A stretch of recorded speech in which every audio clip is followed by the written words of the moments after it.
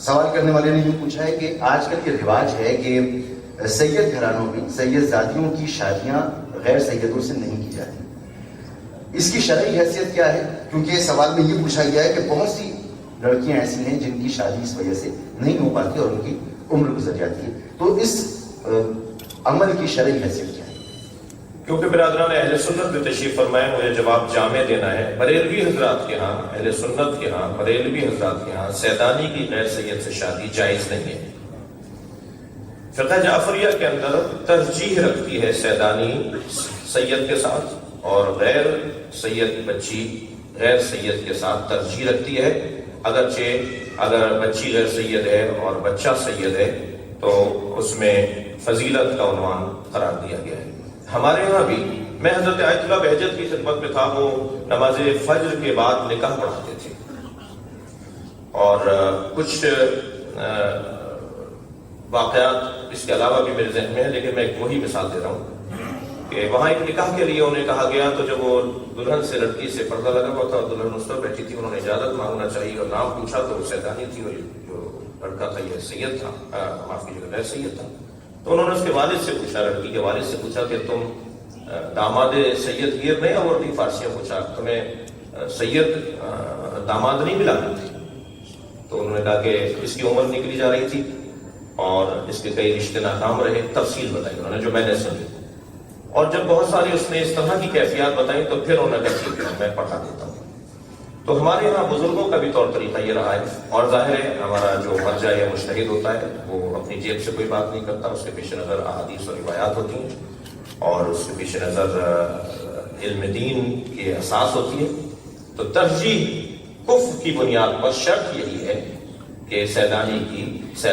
کی سید سے ہی شادی ہو، لیکن اگر حکم ثانوی، دوسری کیفیات اور جو ہے وہ شرائط تبدیل ہو رہی ہو تو حرام بھی نہیں ہے۔ اس کے بارے میں جو نسب ہے، اس کے بارے میں کیا شریعت میں کوئی باقاعدہ اس کی کوئی فضیلت ہے یا نہیں؟ اور یہ جو نکاح میں جو کفر کا مسئلہ بنتا ہے، لیکن نسب کی اسلام میں فضیلت اس اعتبار سے ہے کہ اگر کسی کے کرتوت صحیح ہیں تو پھر ظاہر فاطمہ ہی جنتی عورتوں کی سردار ہوگی، ہند تو نہیں ہوگی۔ پھر یزید جنتی نوجوانوں کا سردار نہیں ہوگا، وہ حسن و حسین ہی ہوں گے۔ اگر اعمال بھی ہے، پھر نسب کو تو اللہ نے قرآن میں کہا ہے، ہم نے آدم کو جو وہ حضرت ابراہیم علیہ السلام کی اولاد کو چن لیا، بنی اسرائیل کیا ہے وَأَنِّي فَضَّلْتُكُمْ عَلَى الْعَالَمِينَ، اب بنو اسماعیل کو اللہ تعالیٰ نے چن لیا، لیکن محض نسب کے اوپر نہیں، اعمال بھی ہو۔ اگر آج کسی کے اعمال صحیح نہیں ہے تو وہ نسب کے اوپر تو نہیں فخر کر سکتا، تو اس کی بنیاد کے اوپر مطلب یہ جو ہے وہ، اور نکاح میں جو شرائط کفر کی جو مسئلہ بن جاتا ہے، شرائط جو ہے وہ صرف ترغیباً ہے۔ صحیح بخاری میں حدیث ہے کہ اپنے کفر میں شادی کرو۔ کفر سے مراد ہم پلہ ہے۔ ہم پلہ میں بھی جو ہے وہ شیعہ نے خام خواہ ایک مصیبت کھڑی کر دی ہوئی ہے کہ جی وہ سید کا سید سے نکاح ہوگا، صرف یہ مسئلہ شیعہ نے نہیں کھڑی کی، یہ شاید آپ کو علم نہیں ہے اس کا، اہل سنت میں زیادہ مسئلہ ہی ہے۔ اہل سنت میں بھی زیادہ مسئلہ نہیں ہے، پیر میل شاہ صاحب نے زیادہ فتنہ کھڑا کیا، اور ان کی اولاد میں ہی پیر نصیر الدین صاحب نے ان کی مخالفت کر دی ہے۔ پیر نصیر الدین صاحب پیر میل شاہ صاحب سے مخالفت کرتے تھے اس مسئلے میں، اچھا، اسی وجہ سے ان کے والد صاحب نے ان کو گھر سے نکال بھی دیا تھا، اس اعتبار سے کہ تو نے اس مسئلے پہ بات نہیں کرنی۔ لالا جی وفات تک پیر نصیر الدین صاحب سے ناراض رہے اسی مسئلے کے اوپر کہ تو نے جناب ساڑھے دادا جی نال مخالفت کر دیتی ہے۔ یہ کف کا مسئلہ انہوں نے اٹھایا ہوا ہے۔ کف میں کیا صرف سید اور غیر سید ہی آتا ہے؟ کف کہتے ہیں ہم پلہ کو، اس میں امیر اور غریب کا چکر بھی آتا ہے۔ ایک سید پی ایچ ڈی لڑکی ہے، ایک سید ان پڑھ لڑکے کے ساتھ بیاہ دی جائے گی، وہاں کف نہیں دیکھا جائے گا۔ کف میں صرف سید اور غیر سید ہونا تو نہیں دیکھا جائے گا، تعلیم بھی، سٹیٹس بھی، یہ ساری چیزیں دیکھی جائیں گی۔ جی کف تو ایسے مطلب ایک ایئر کنڈیشن کمرے میں پلنے والی بچی کو آپ جھونپڑی میں تو نہیں بیائیں گے، جواز کی حد تک تو ٹھیک ہوگا، لیکن اس کی ترغیب تو نہیں دلائی جائے گی کہ آپ اس کو لوور سٹیٹس کے اوپر لے آئیں۔ تو کف سے مراد یہ تھا ترغیب کے لیے تھا، یہ حلال و حرام نہیں تھا، ورنہ نبی صلی اللہ علیہ وآلہ وسلم خود بنو ہاشم سے تھے، آپ نے اپنی دو بیٹیاں یک بعد دیگرے دی ہیں حضرت عثمان کو، اور سب سے بڑا رافضی جو ہے وہ یاسر الحبیب، وہ بھی مانتا ہے کہ نبی علیہ السلام کی 4 بیٹیاں تھیں اپنی، حالانکہ کتنے غالی رافضی نہیں مانتے، یاسر الحبیب مانتا ہے، اور یہ بھی مانتا ہے کہ حضرت عثمان کی عقد میں تھی۔ بس ہمیں زیادہ گواہی دینے کی ضرورت نہیں ہے۔ آپ کی خدمت میں عرض کروں، جو آسٹریلیا سے جس بھائی نے کال کیا تھا وہ حدیث یہ ہے، حدیث ان کا پڑھا ہے، مجھے پیش کرنا چاہیے تھا، میں غافل رہا اس حدیث سے۔ وہ یہ حدیث ہے میرے محترم ناظرین، یہ اختیار معرفت الرجال المعروف برجال الکشی ہے، چھپی ہے یہ انتشارات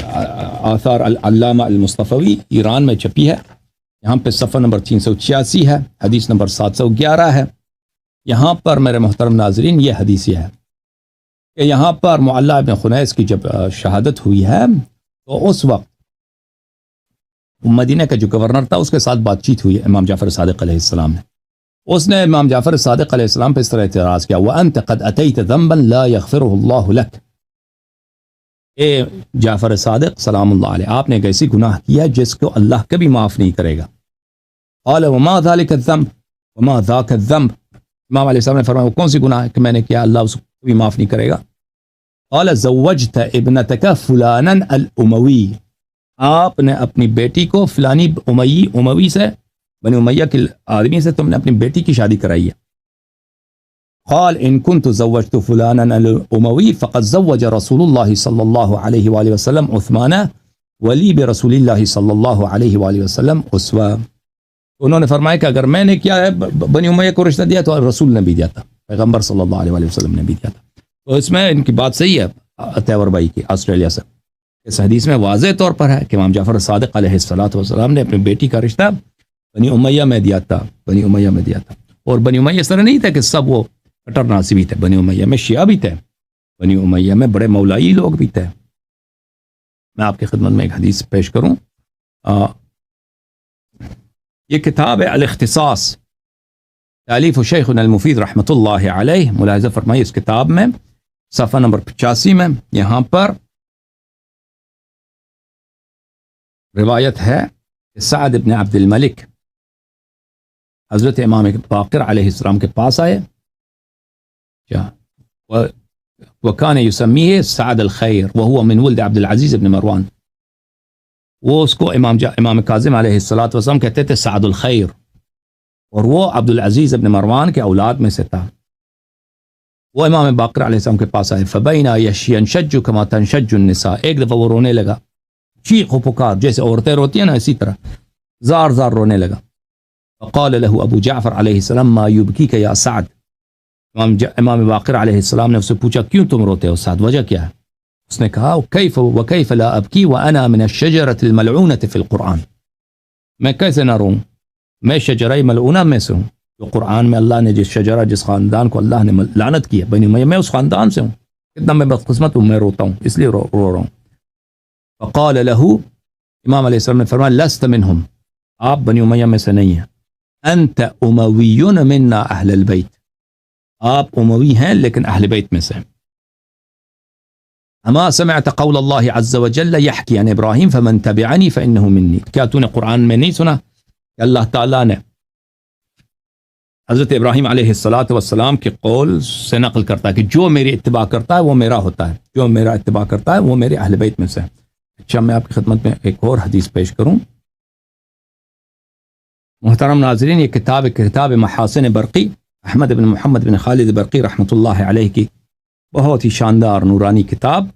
اس کتاب میں ملاحظہ فرمائیے صفحہ نمبر 143 میں